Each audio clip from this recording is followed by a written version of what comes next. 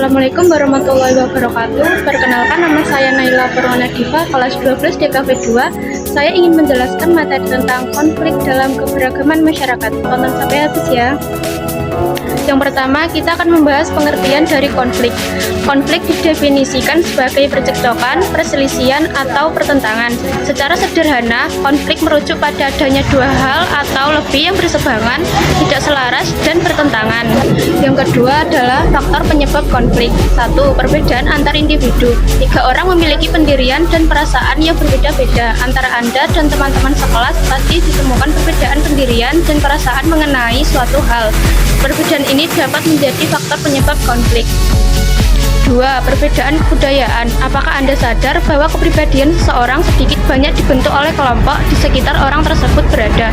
Baik secara sadar maupun tidak, seseorang akan terpengaruh pemikiran dan pendirian kelompoknya. Hal-hal ini dapat menimbulkan konflik dengan orang lain. 3. Perbedaan kepentingan. Dalam hubungan antar individu dan kelompok ataupun antar kelompok dapat terjadi perbedaan kepentingan. Kepentingan ini dapat menyangkut kepentingan politik, ekonomi, sosial, dan budaya. 4. Perubahan sosial. Masyarakat mengalami perubahan seiring perkembangan kebutuhan dan pengetahuan. Coba Anda perhatikan keadaan masyarakat saat ini dan keadaan sekitar 10 atau 20 tahun lalu. Tentu terlihat perubahan. Berbagai perubahan mempengaruhi cara pandang sebagai anggota masyarakat terhadap nilai, norma, dan perilaku. Yang kedua, kita akan membahas sikap yang dapat menyebabkan konflik. 1. Primordialisme yang berlebihan. Primordialisme merupakan pandangan atau paham yang menunjukkan sikap berpegang teguh pada hal yang sejak awal melekat pada diri individu, seperti suku bangsa, ras, dan agama.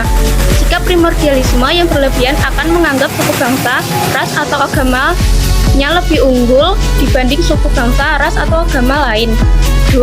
Etnosentrisme. Etnosentrisme merupakan pandangan bahwa kebudayaan suku bangsanya lebih baik dibandingkan kebudayaan suku bangsa lain. 3. Diskriminasi. Diskriminasi adalah perubahan perlakuan pada sesama warga negara berdasarkan antara lain warna kulit, golongan, suku, ekonomi, dan agama. 4. Stereotip. Stereotip adalah penilaian terhadap seseorang atau suatu golongan hanya berdasarkan persepsi pribadi atau kelompok.